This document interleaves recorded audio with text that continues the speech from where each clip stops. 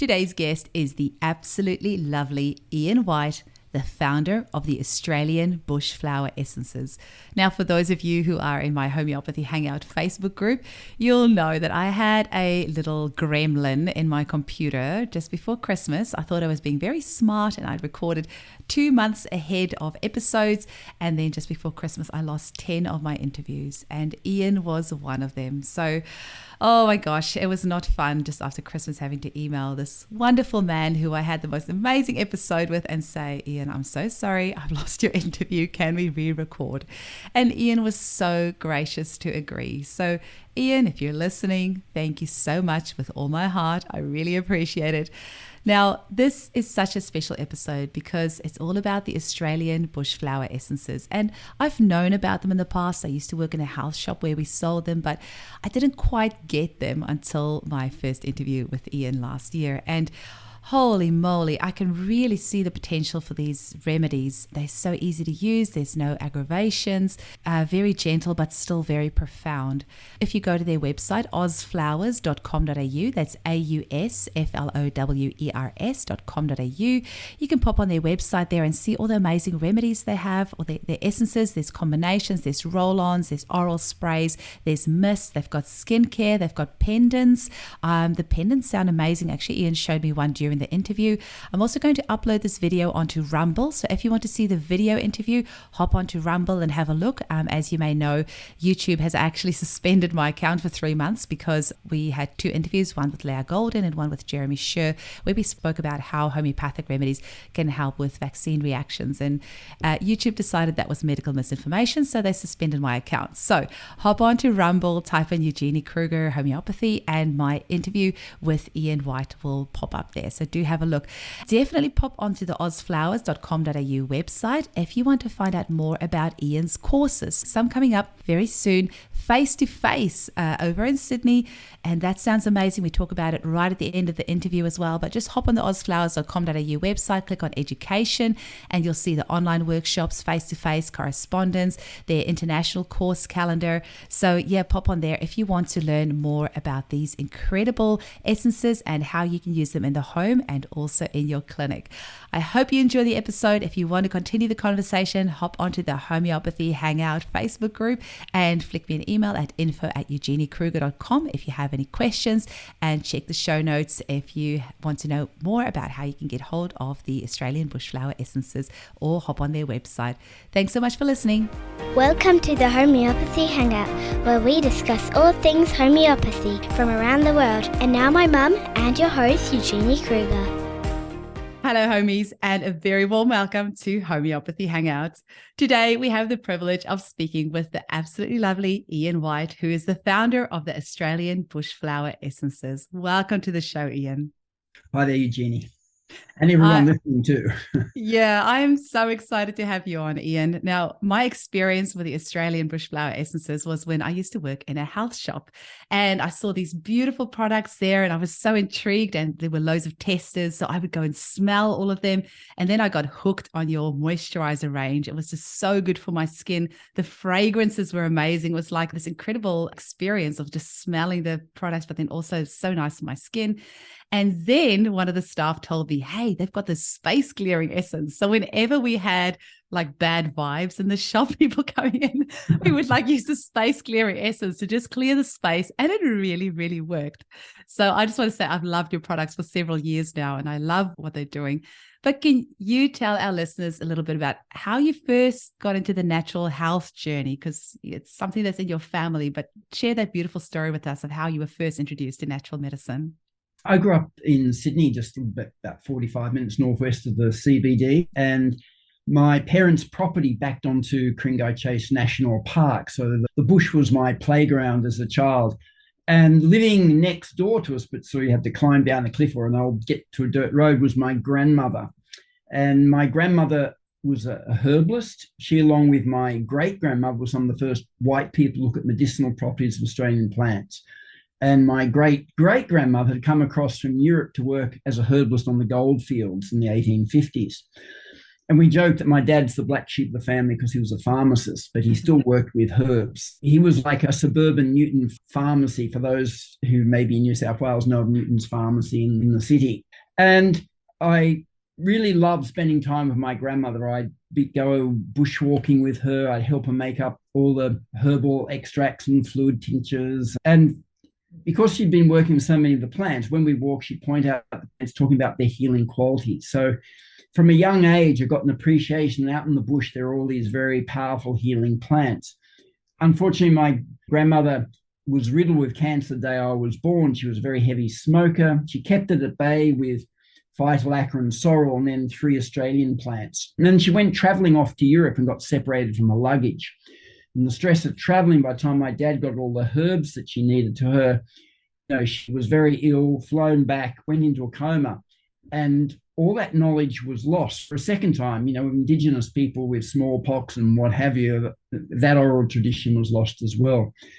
And I went off to university, was doing a science degree, got very sick traveling in India. So started working with herbs to rebuild my health, got involved in yoga, meditation. And then just in my last year, I realized the thing that I was really interested in were more the natural therapies. So then I went and it was the only full-time naturopathic course in New South Wales. And this was in the late 70s. And I probably graduated more as a homeopath than a herbalist and went into practice. And I've been practicing for 45 years. And the bush essences came a number of years after that. Mm. Yeah. Well, you're doing something right, because when I look at you, I'm just like, you do not look like you could be practicing 45 years. You don't look more than 45 yourself. So I don't know if you're including that from when you were a baby, when you say 45 years, but yeah, whatever you're doing, it's working. Yeah. That's the secret bush essences we'll reveal at the end of the interview. Yeah. And also I heard this story about you feigning illness when you were a little boy so you could spend time with your grandma. Oh, I should have been an actor. Like, my dad was harder to please, but my mum was a bookkeeper, and when I'd wait for my dad to leave, then I'd go to my mum and I'd be doubled up with pain, pleading I wanted to go to school. And she said, "Oh no, you're far too sick. You better spend the day with your grandmother." And as soon as I worked out my mum had gone off to work, I would recover, and it was much more fun going out in the bush with my grandmother and making all the herbs, etc., than going to school. And my mum had come back at the end of the day to pick me up and say, "Oh, how was Ian?" And my grandmother, I think she enjoyed my company. She said, "Oh, he gradually got a little bit better." So the downside was my mum was convinced I had some benign growth in my stomach. So she took me off to every gastrointestinal specialist in Macquarie Street here in Sydney, and everyone would give me barium meals and X-ray. So it was a wonder my digestive system actually functions at all. And I confessed to my mum a few years before she died, and she was in her 80s. I never really had problems. I just wanted to be in the bush, and she was quite mortified. She thought she was a bad mother for her son being so sick all the time. Oh, I'm sure that your grandma's with you every single day and so loving the work that you're doing with the flower essences.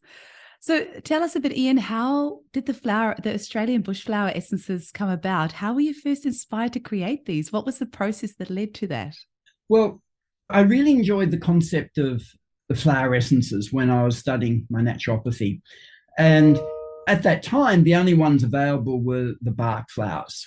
And I thought, well, why isn't someone doing any research with Australian plants, having spent all that time with my grandmother, knowing that in the bush there are all these very powerful plants?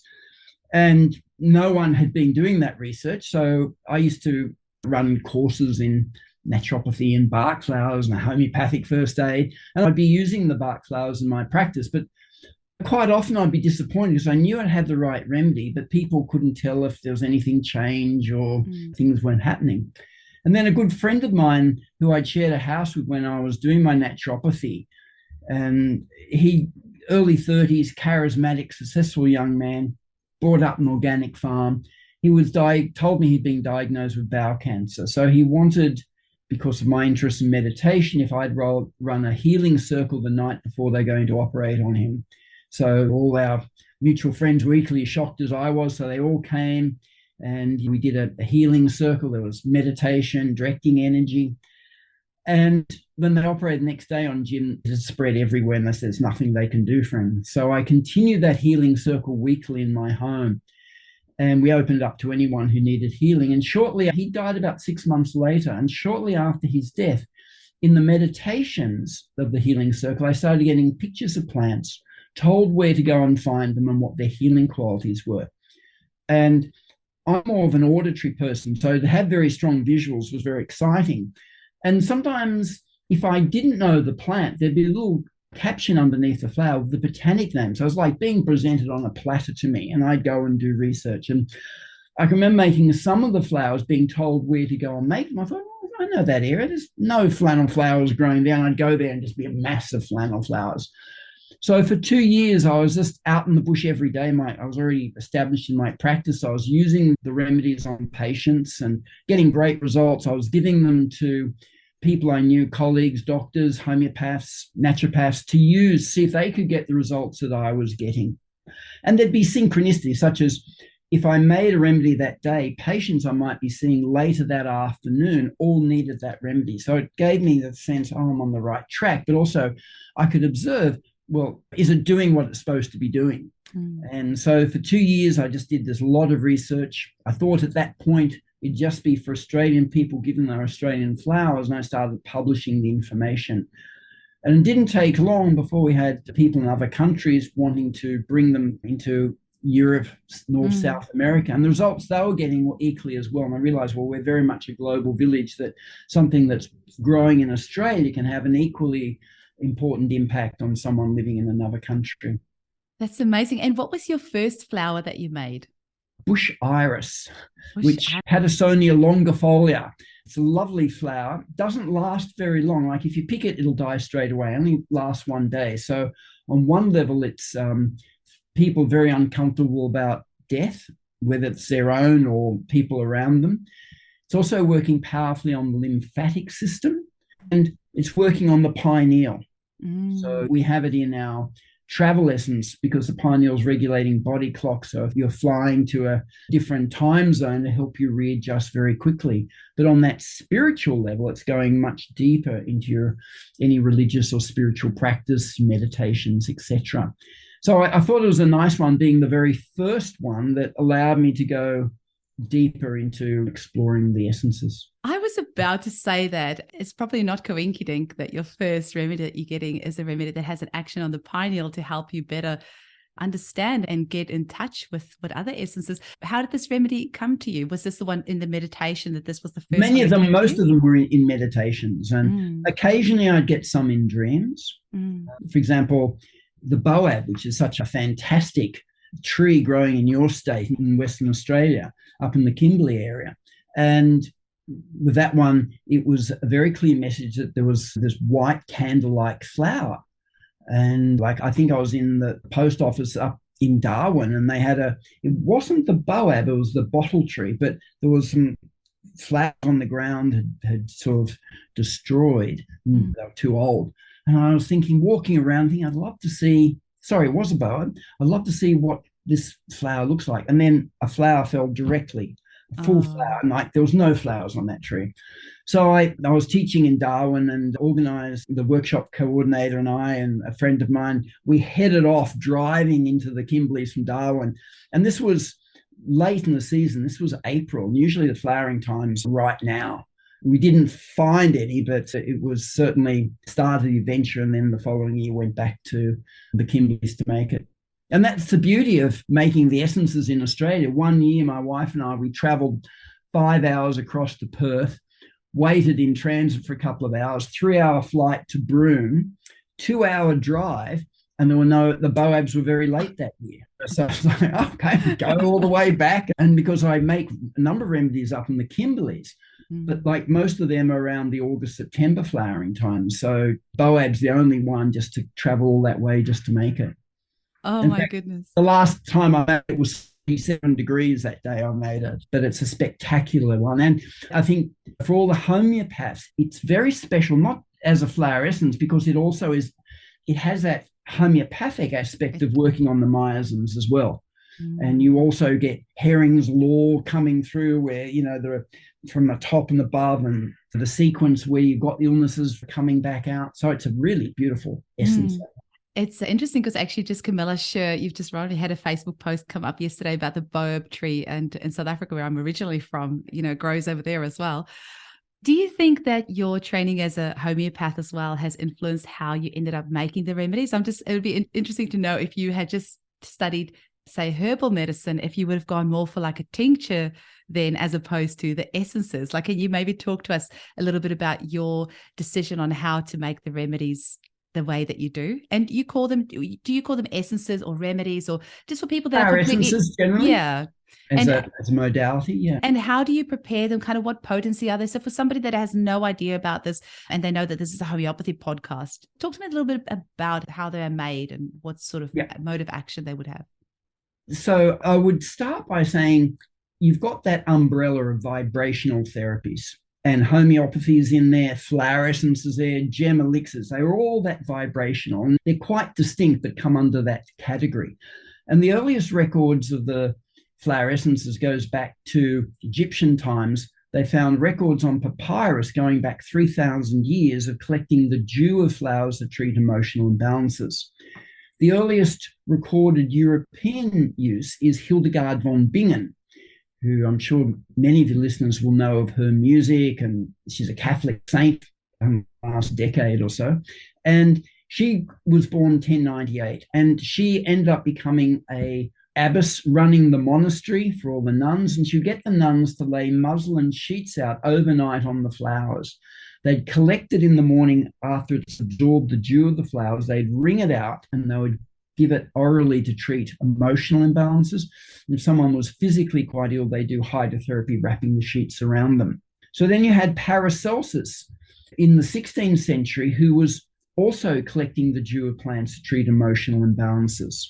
And then if we look at indigenous use, the Aboriginal people here in Australia, a common thing would be to eat the flowers, knowing you're getting medicinal properties as well, and emotional healing ones, as well as nutrition.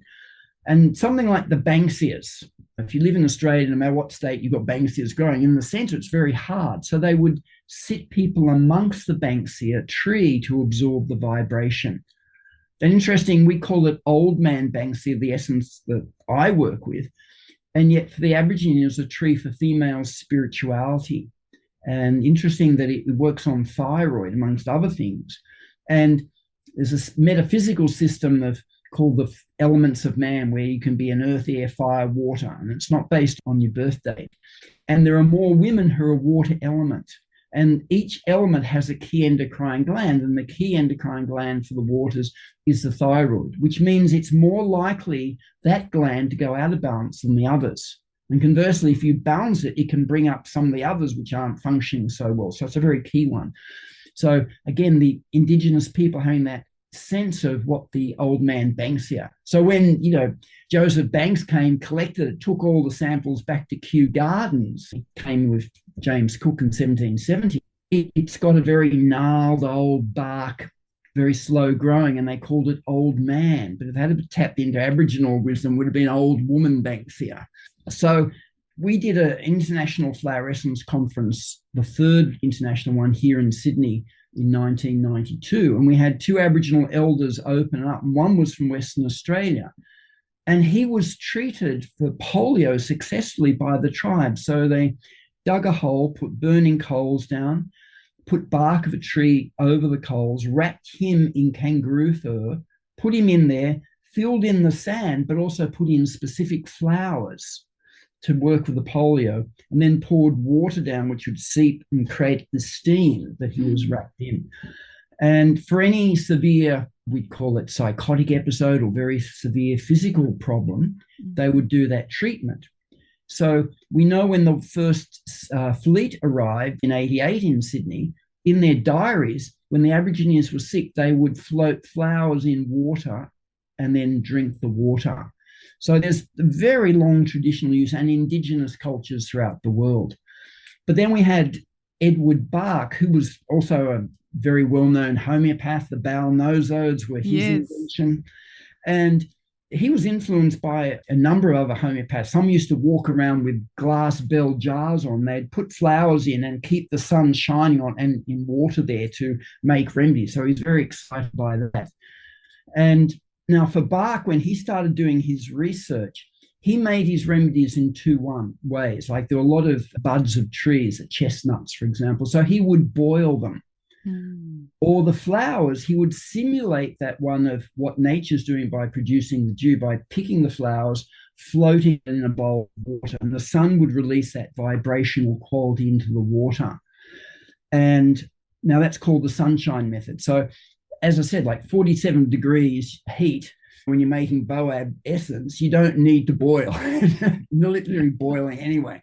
So I've just used the sunshine method back in appreciation, acknowledgement of the great work Bach did to bring forward this ancient healing art. Because a lot of the indigenous knowledge, its histories in Japan, in India, Brazil, here in Australia, a lot of that knowledge has been lost. And he really brought forward that concept.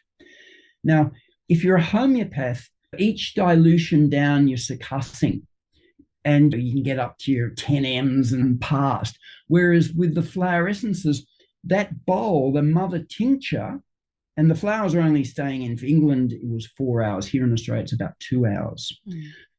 The vibration is left, the flowers discarded, that water is added to brandy, and that's your mother tincture. Now, 7 drops are taken from the mother tincture into up to a 30 ml bottle of brandy and water, and that becomes the stock bottle.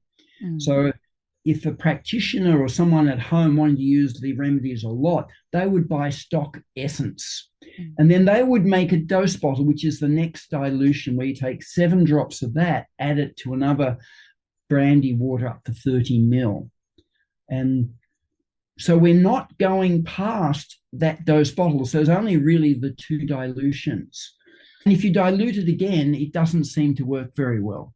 So it's quite different to homeopathy. Yeah. The more you're diluting, the stronger, deeper acting it is, and less physical, and having all the emotional components, etc. And Richard Gerber, an American doctor, he's published a lovely book on vibrational medicine, which is that title. And he took some research by a man called Garudis.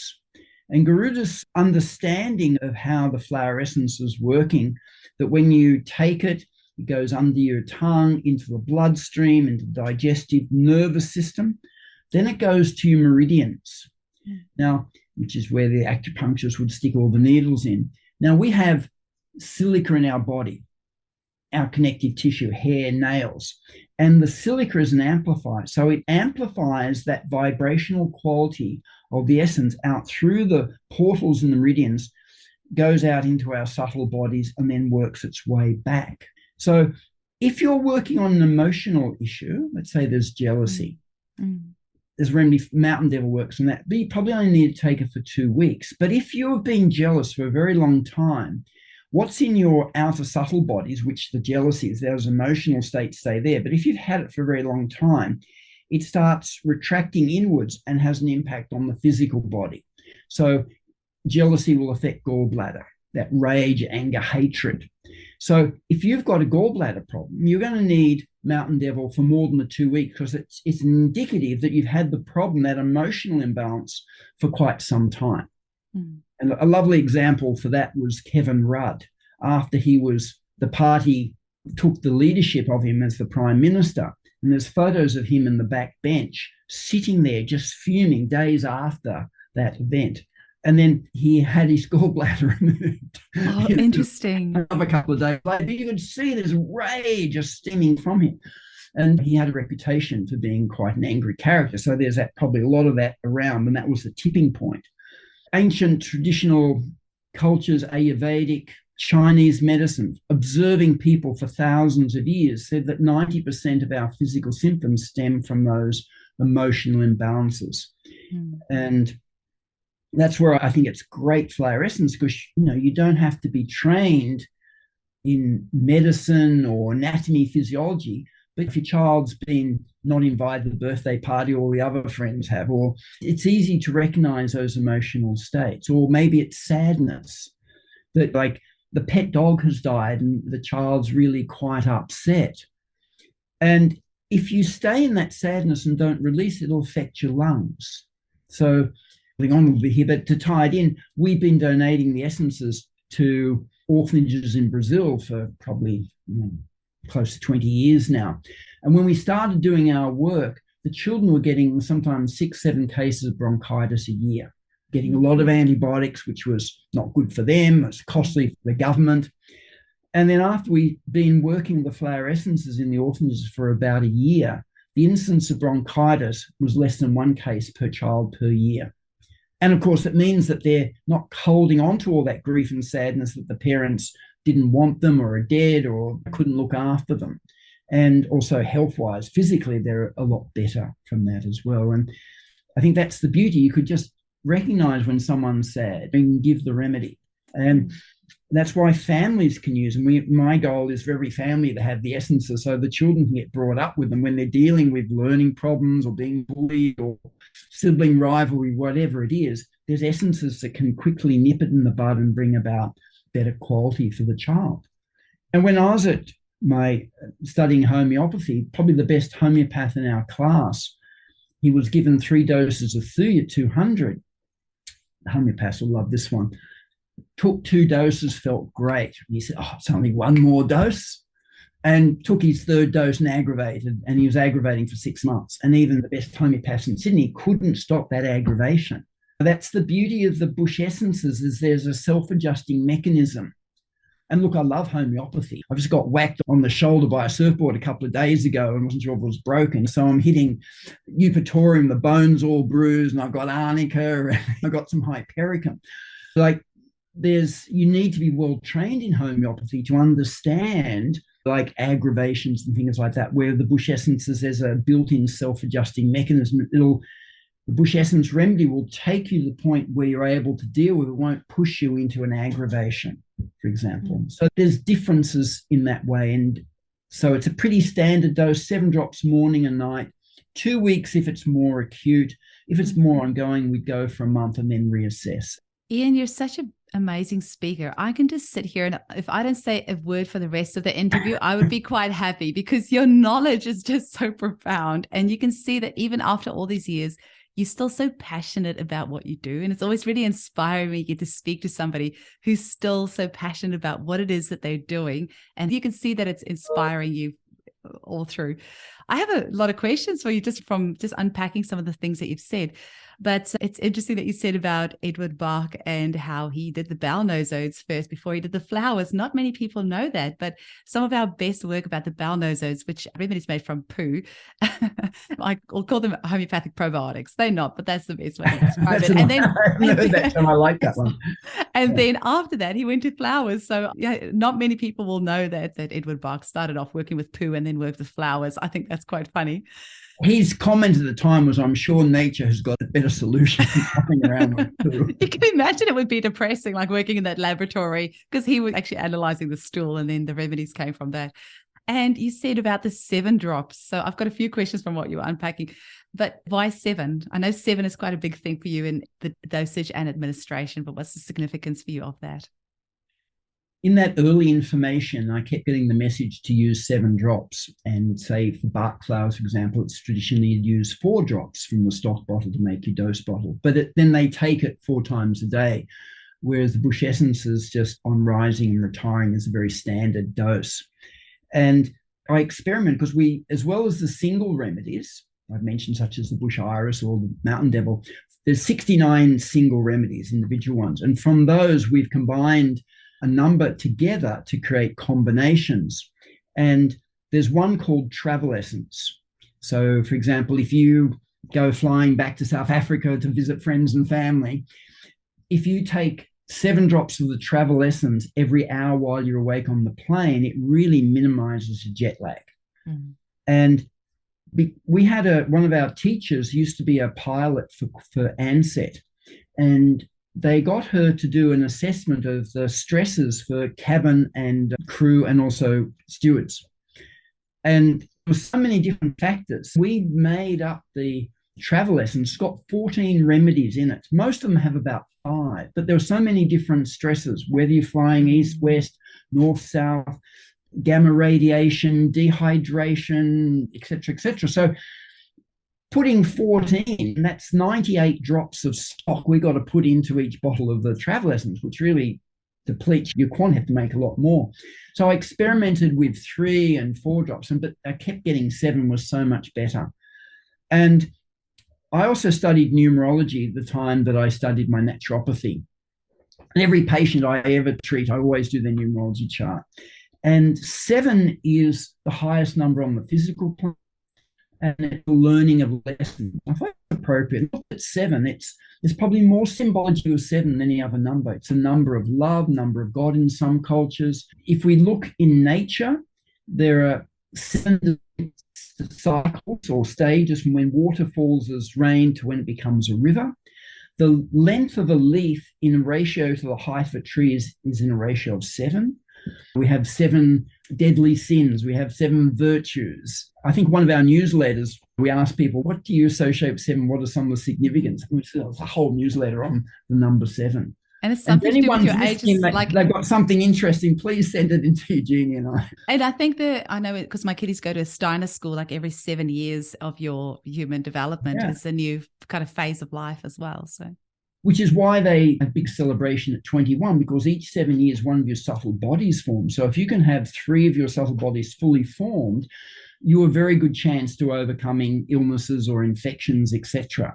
And we just see it's an excuse for a party now. And like at age 7, if children had a good solid upbringing, then they suddenly branch out that they're quite happy doing sleepovers. If they've had that good, secure family base, then they can feel they can go out into the world a little bit more. Yeah.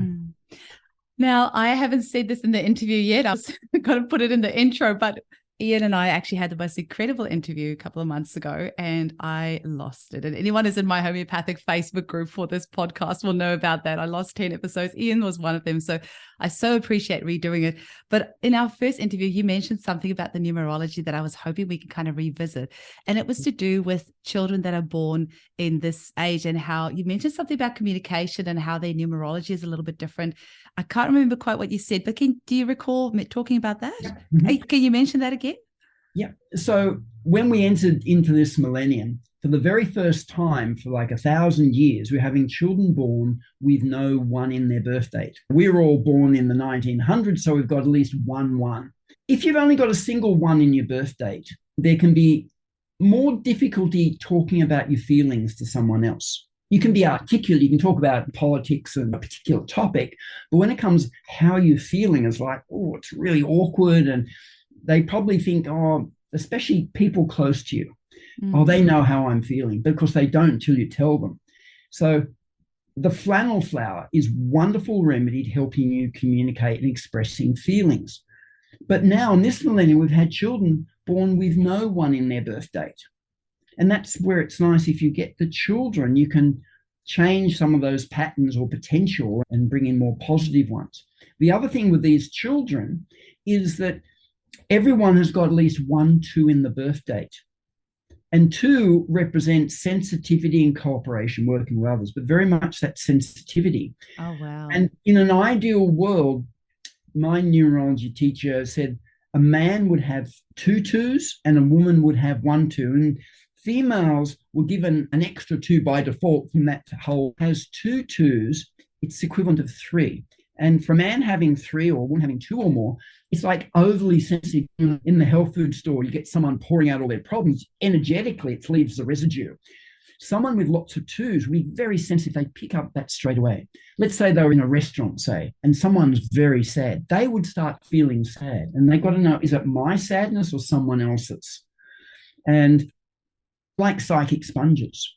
Sometimes they might be massaging someone's shoulders, and if the person's got a sore shoulder, they'll get that sore shoulder. They're very easy. They just pick it up.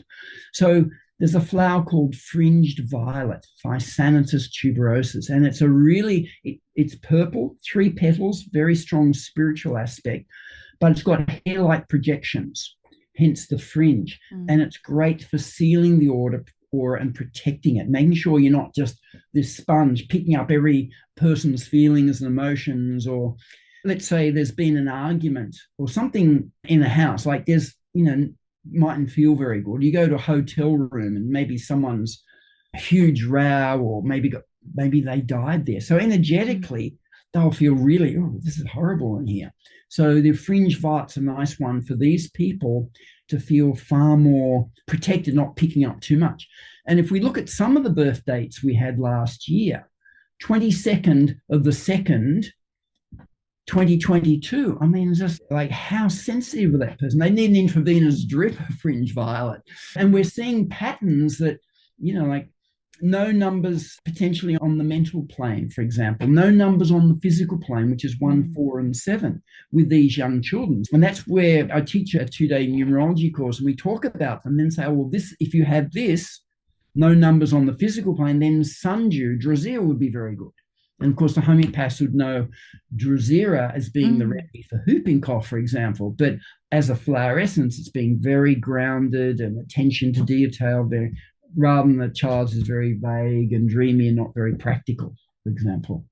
Interesting that you say grounded, because the flower itself is very close to the ground. It's quite well. The petals are, but the actual flower, the stem, sometimes can be like 30 centimeters or more from the ground, and it's the smallest of all the flowers is hovering in the breeze, and that's the doctrine of signatures for the sundew.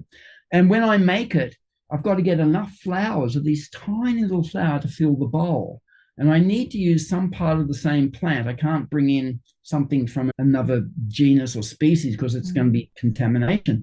So I've got to make like a little lasso of this little tight knot around it, and if I pull too quickly or hard, the flower shoots up in the air. Just enough, and then you've got to feel enough for bowls. And by lunchtime, by about midday, the flowers start closing down. So you've got to be so focused in your attention to detail, which is all part of what sundew is about. It's interesting, Ian. I say this often to my staff, but some of the things we have to do when we run a business, like our clients will never know the things that we go through to make beautiful products for them. And they shouldn't know, they should just enjoy them. But it's interesting hearing you talk about these little bits of things that you have to do to actually produce this. And that's one of the nice things about my work is I get to go out into the bush in beautiful parts of the country, in wilderness areas, to research flowers and do the work on them. I'm so grateful that you mentioned that, Ian, because all I see in my clinic all day long are people say, Eugenie, I'm so sensitive. I'm sensitive to everything. I'm sensitive to everything. Yeah. So, and all these children that are just picking up all these emotions from everyone else. And so the classroom environment is simply too much for them because they're picking up all the issues of everybody else in their class. So grateful you mentioned about the fringed violet.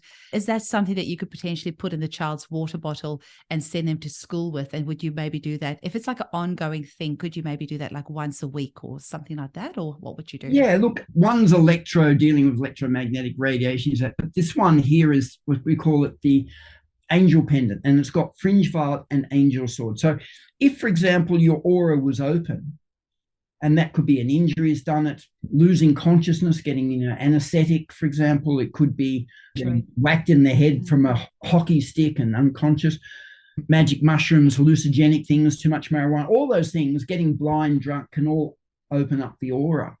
So your energy goes out, but also other energies can more readily come in. So fringe violet sealing the aura, but angel sword gets rid of any energies which have come in which are not so good.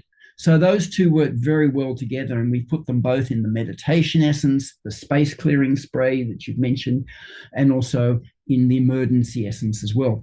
But if you've got very sensitive ones, we do a round pendant for children, and they can just wear it stock strength right next to them. So that's a nice ongoing one.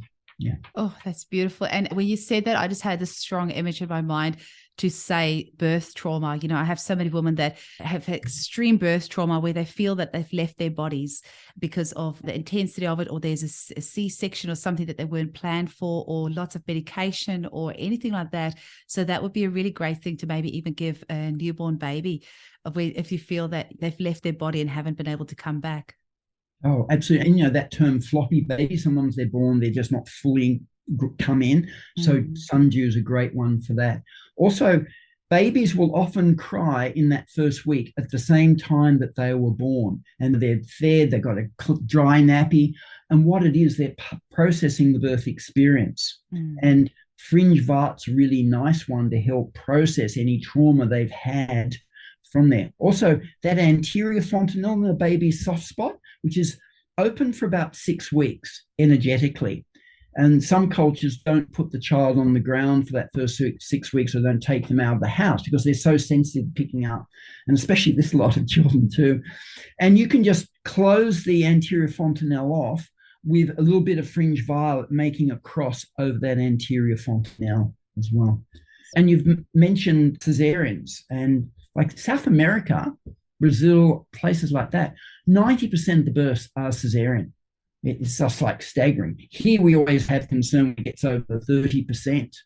And the other thing is, if a woman's had a cesarean, that incision is going to cut through 5 of the 14 meridians in the body. And what will happen is, quite often, the energy won't flow effectively along that meridian after an incision that's deep enough to require stitches. So there's a remedy called slender rice flour, and it reactivates all the meridians. So if there's been scars, it'll allow the meridian to flow effectively along there. When I stopped seeing patients full time, I started doing workshops on all the modalities I use a lot, like the numerology, and also kinesiology was another one.